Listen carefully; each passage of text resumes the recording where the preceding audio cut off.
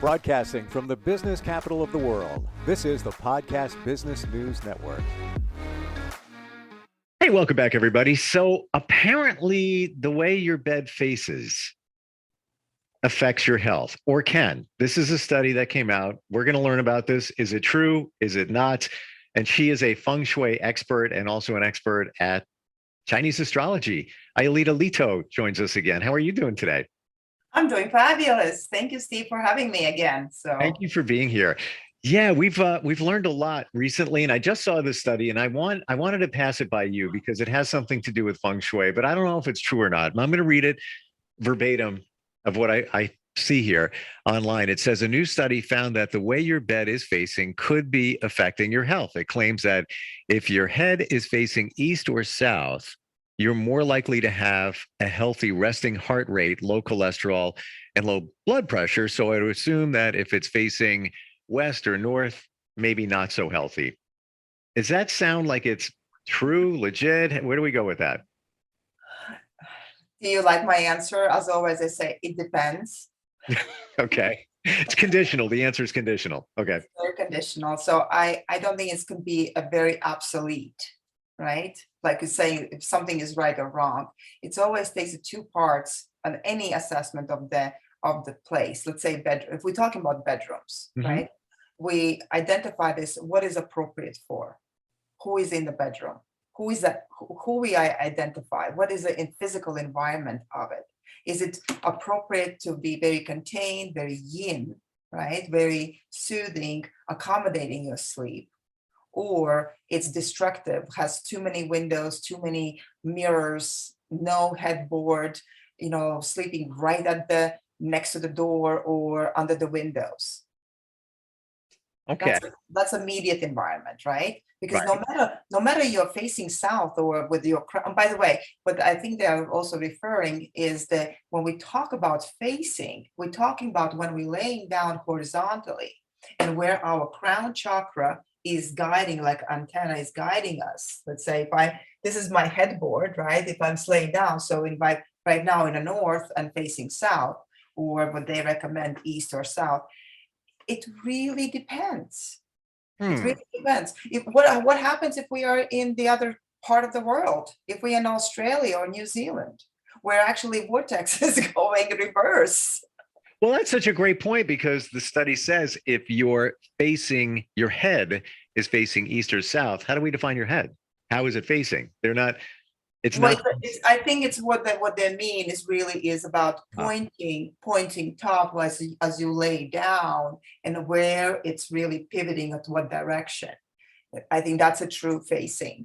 I would go with the immediate environment. Like in feng shui, we look for good form. Like a form is king, and what I mean by that is that you have a solid wall behind it. You don't have a bathroom right behind it when you have all the water connections to it. That's because anything conductive goes through the walls. It's actually it interferes with your sleep. Then you don't have anything plugged in, like electronics, even the clock next to it, such a situation, it impacts your physical and your energy body as you sleep, right? Wow. So when I do create the most healthiest environment is based on what my opportunities, what do I see when I come to clients' home? First thing I ask, do you have a headboard? Do you have a headboard? Me personally, yes. Okay. Is it metal? Is it wood? Is it leather? Is it fabric? What is it made of? It's made out of wood. Good. Non-conductive, right? So that means you have an extra layer that separates your antenna.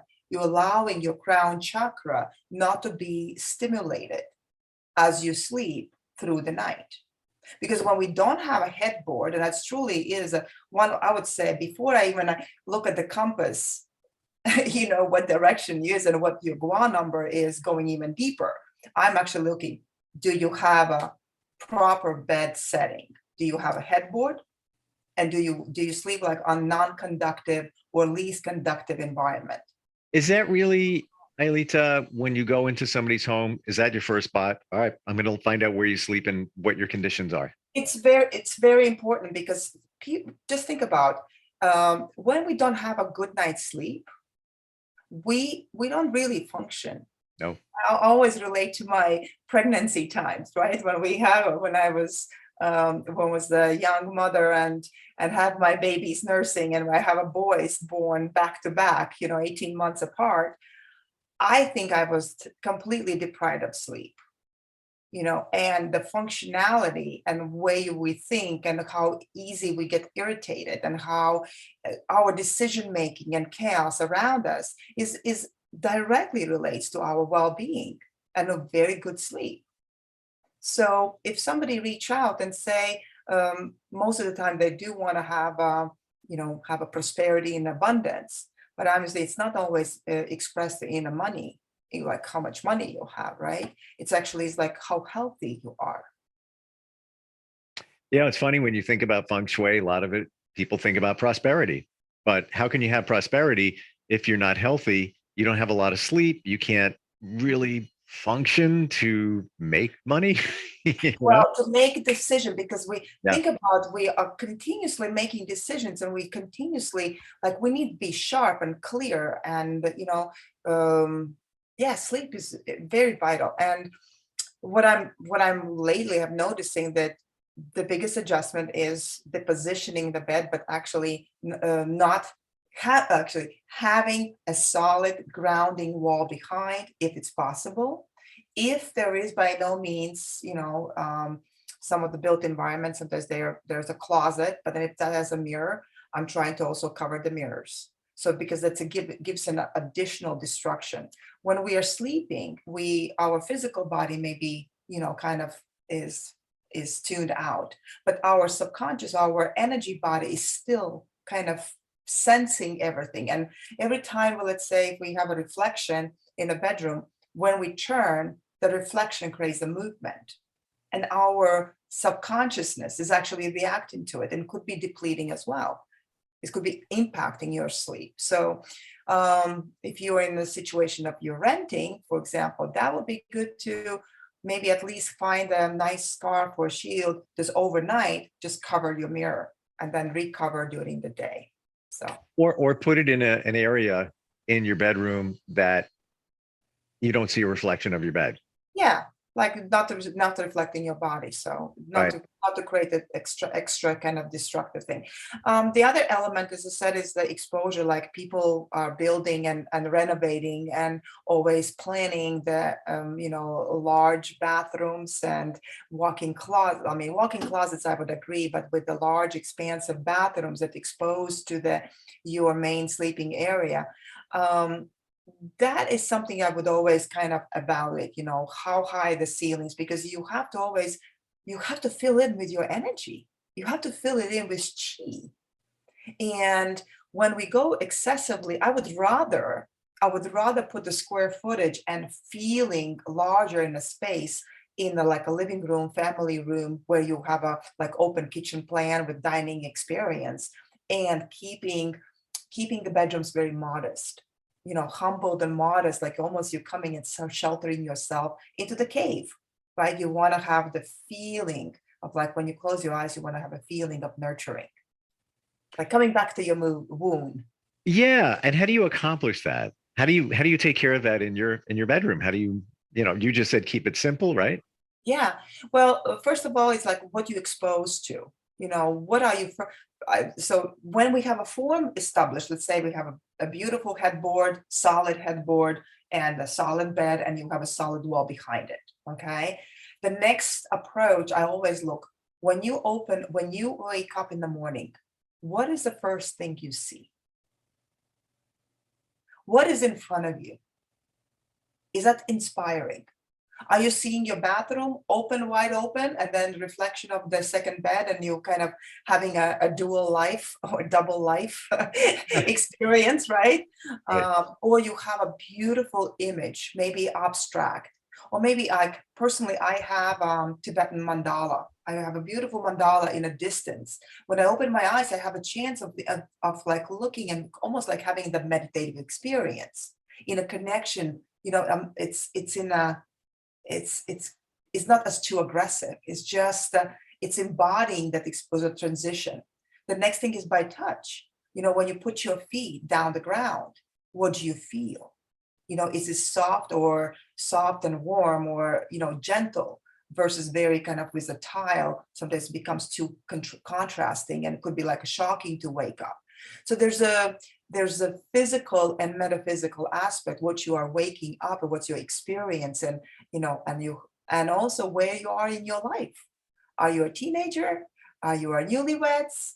Are you a parents? Are you retired? Or the empty nesters? It's always changes, always makes a big difference in feng shui too.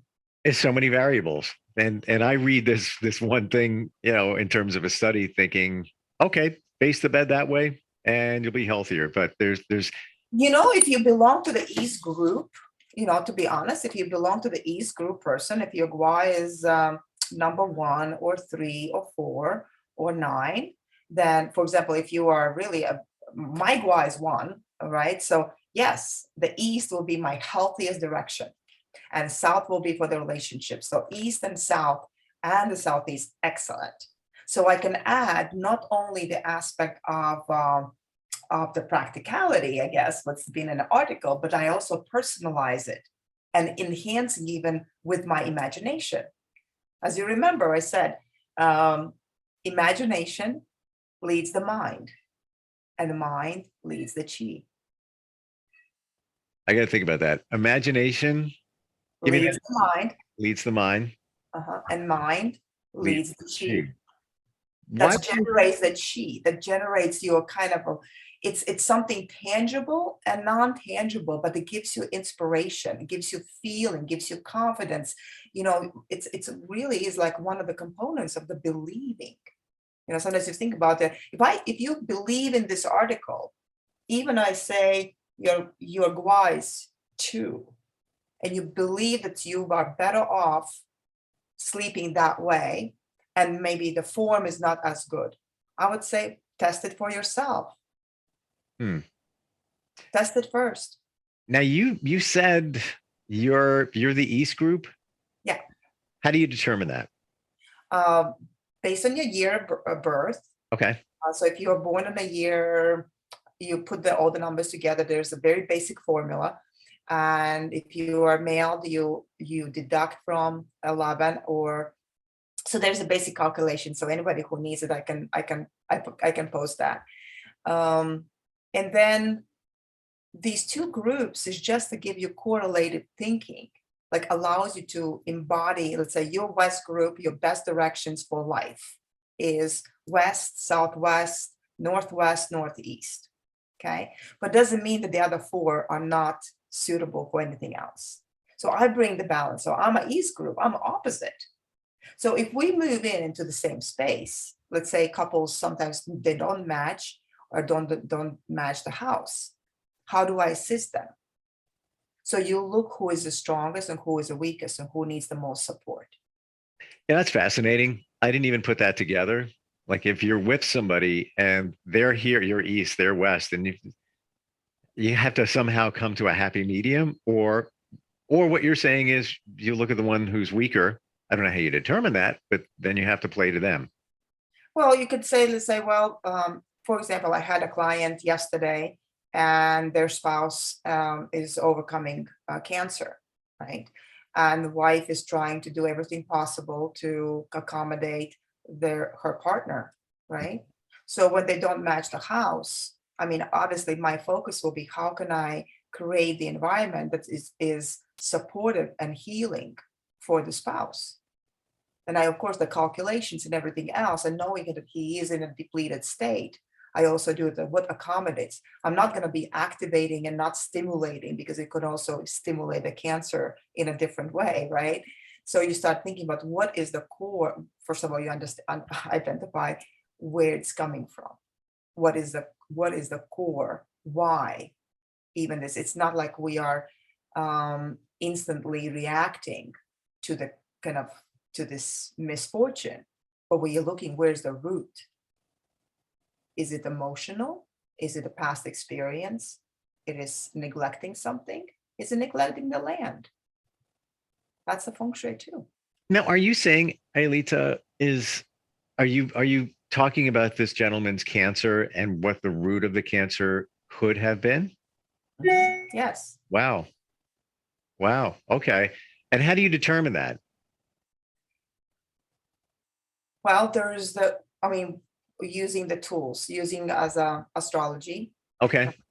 So it is a guidance. The Chinese astrology is not something that we predict. It's not a fortune telling. Right. As you may know, it's like going through and understanding the cycles of time, what's timely, what's not timely, understanding the capacity of the person. Is it full capacity or depleted? And also understanding or seeing it, the correlation to the ancestry. And I mean the ancestral energy, ancestral chi, the patterns that are embodied from their parents and grandparents and great grandparents. I mean, 7 generations deep. And we'll look, so that what the chart allows me to reveal. And then you look physically, meet the person, and you're looking at the inspiration, how inspired they're about their life, what they want to do about their life, how they feel, so the emotional, the physical, the practical, the environmental, it's all connected. That's all is feng shui, not only just moving the furniture, moving the bed. And I'm glad you said that, because when I first met you, that's what was my understanding of feng shui. It's about the placement of furniture. It's about a little bit of the chi, but that was the primarily what I thought feng shui was, until we integrated the Chinese astrological chart, and then that was a game changer. And I just want to share with everybody, she just, in one phone call, took just a little couple of pieces of information, date of birth, location, time, things like that, and fired back all this stuff about me that was so on target. and there's things that, because we talked about it being a timeline, and things that you have marked on the timeline, which remains to be seen, but so far right on target. Yeah. Well, this is very natural. Just think about, do we question when there's a spring? And do we question what's after spring? Does nature already has an order that after spring is the summer, and after summer is the fall, and after fall is the over and over. It does appear, off the targeted day, but the feeling about the seasons and feeling about the patterns, they're already naturally existing beyond our kind of, what's kind of interesting. Tomorrow presenting about the biophilia and feng shui. Is it or is not, is biophilia is the feng shui, which is like right now in a built environment, they talk a lot about it. And I believe the feng shui is the profound tool to implement or maximize the biophilia effect on a living environment. Interesting. Yeah, you go deep. Like we try to. Hey, I have you. I go deep, right? So it's the opportunity. Well, yeah, and I love I love your analogy about the seasons, because that makes it very clear. We take it for granted. Yes, summer's coming, fall is coming after that. It's just a known, but it's already known on your timeline astrologically in terms of the Chinese chart, so to speak. It's just another timeline. That's all it is. It takes somebody like you to interpret it. Yeah. Right. It's cyclically reappearing. One of my teachers always reminded, teacher Ming, he used to say, well, first of all, the feng shui is adaptation as a definition, but then who are we? We are expression of time. We are time machines. We're just, like we are born and we die. There's two truths about it. Yeah. And what's in between is the experience. And how we make this experience real is supportive or not supportive based on our decision, based on our capacity. So if we don't take care of our vessel, we can take care of our body. How can our mind and energy body could be clear? So everything is interrelated. It is. Yeah. And that's an interesting thought, that we are time machines. We really are. Wow. What, when somebody reaches out to you and they go to your website, by the way, give your website, you spell it. AELITALETO.com. Aelita, Leto.com. And somebody goes there, and where do they begin? Like if somebody's fresh like me, and I have some knowledge now because we've talked a few times. And when they reach out to you, what are some of the things that you can do? Obviously, I'm a big proponent of that Chinese astrological chart because what I saw was amazing. But from there, how do you work with somebody? So either people who are acquiring the land or trying to buy the place or move into the new place, that's a good way to use the feng shui tools and assessment. Like, is it the external and internal environment, is it supportive to them? And usually that type of feng shui analysis will help them to make a decision. I always say, go with your instinct that you love. And then if you love home or you love the potential place, then with feng shui, I can guarantee there's always a ways to make adjustments. It's not about cures. It's about actually understanding or embodying the physical space and energetical space to it. So it has to go with like, if you love something, when nothing is perfect. And perfect, it's okay. Yeah. That's okay too. We can make it better, right? So newly built, buying, renovating. If you're planning to making additions or taking the walls down or expanding or trying to figure out, how to make the flow better, in the space. Minimizing stagnation. Sometimes people are, didn't do nothing for like 20 plus years. And then as soon as they become empty nesters, they kind of feel like there's not enough chi in this space, right? People who move, businesses. I mean, there's anything that you want to add to improve your personal health, well-being, abundance, like feeling good. It's helpful with feng shui. Yeah. So it's easy. And I think that's great the way you put it, in that nothing's perfect. And if you're going to move to a place or renovate, make sure you maximize what you have and tailor it to you. And I'll tell you, I was going to buy a place a couple of weeks ago and I wasn't feeling it inside. And I thought about it. I meditated on it. And I just like, this is just not the way it should be. And If I can recommend to people who are not in a position to purchase, but still renting, right? And there's a lot of cases like that. Sure. In my practice, when they say, "Oh, I will consult with you when I get my own," and I said, "You might be wrong about that. I actually encourage to consult even when you're renting. If you have a vision that you want to step into that, your own home, and you're still renting and you're still sitting in the boxes, you're going to be still sitting in the boxes." Because feng shui, my approach would be, even it's a rental, let make it yours. Let unload, unpack, because there's no point to sitting on a boxes and waiting. It's like a unstable ground.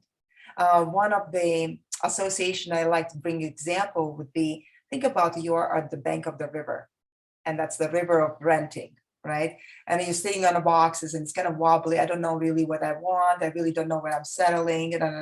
It's like, and you still have a place, but you're not unpacking. You are in that wobbly limbo state. stage. You're in the limbo state.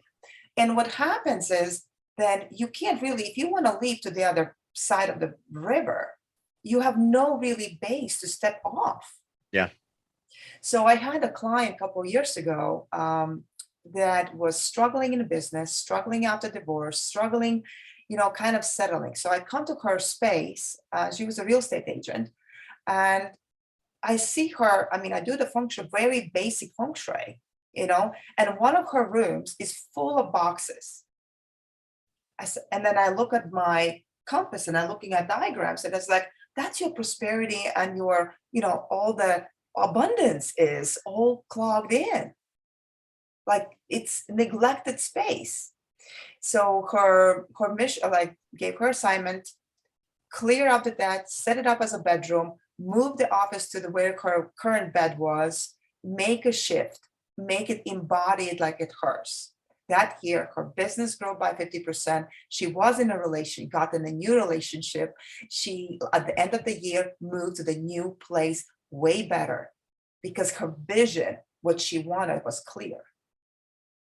All right, it's time for me to have a consult with Leto. So, because I'm in the same situation, and I'm selling a house. Was going to buy one, didn't feel right. Going to rent. For me, renting could be a month, it could be a year. I don't know. It's kind of like, whatever the universe has, we're going to find it and we're going to move past it. But what you're saying is, no matter where you are, make the most of where you are. Yes, make it better than you find it.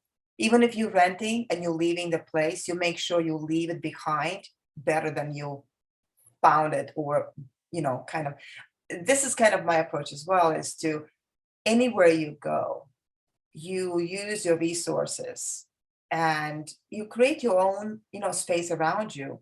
That is, when you move to the next, what you leave behind, you feel grateful, you feel proud, you feel, because you leave your chi, you leave your energy, you Yeah. leave time and memories. Yep. Right? Not neglecting. And I feel that way with the house that I'm leaving. I feel like in my mind, I came, I conquered, and now I move on. When I say I conquered, I redid things. I made it really, really nice. And that's why it sold like that. But I feel like my chi is left there, and we're good with that. And now it's, next stage, next phase, whatever it might be. And Well, do you feel any regret?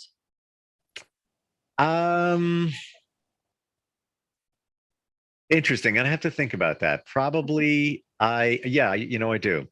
Yeah, sometimes people, so when we transition, or when we move, we have good memories, we have bad memories. So there's also metaphysical, symbolic way of applying it when you move. It's just, you take the container, take a basket, or take something that you walk, each room, and energetically, I want to leave this behind, but I want to really take these memories with me. And then when you have this kind of vessel, like it could be also, water, it could be a glass of water, and then you can bring that along. And then when you move to the new place, you release all the good things.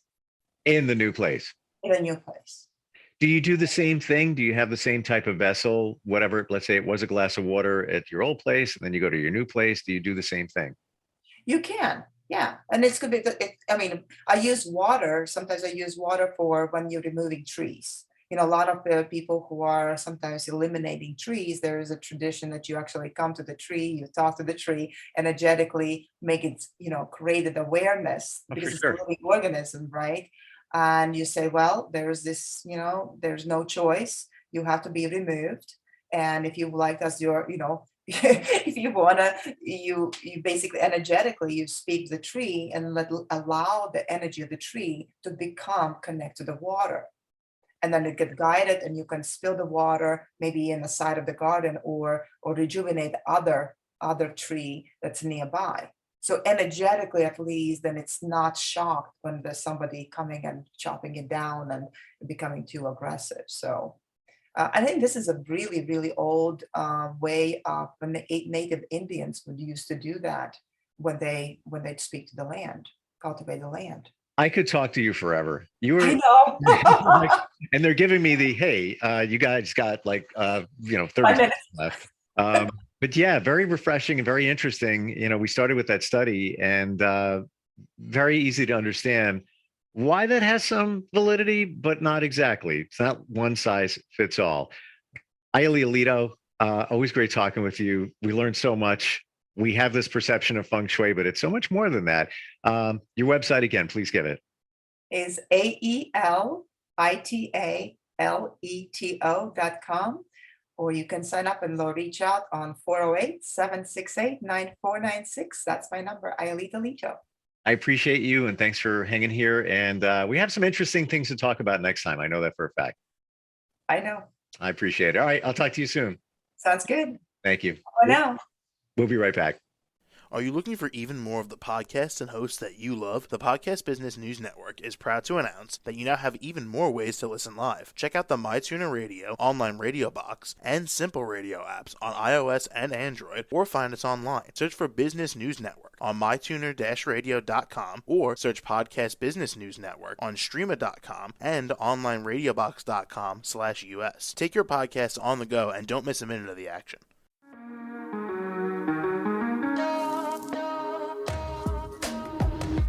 Broadcasting from the business capital of the world, this is the Podcast Business News Network. For nearly 2,000 severely injured veterans, everyday life has become filled with barriers. Day-to-day simple tasks can become pretty daunting. I have to carry my chair up 2 flights of steps or have somebody do it for me. What scares me the most is just the falling. When I'm struggling with my house, I think, to have that one great barrier just knocked down, it's crucial. Home for Our Troops is a wonderful nonprofit that builds a Mortgage-free, fully adaptive, handicap-accessible house. And there's no catch. It'll be our very first home that we've ever owned. This is a game changer. This is where your life begins again. We need you to join us in completing this important mission. Please visit hfotusa.org and help build homes and rebuild lives. Because of you, everything's going to be okay.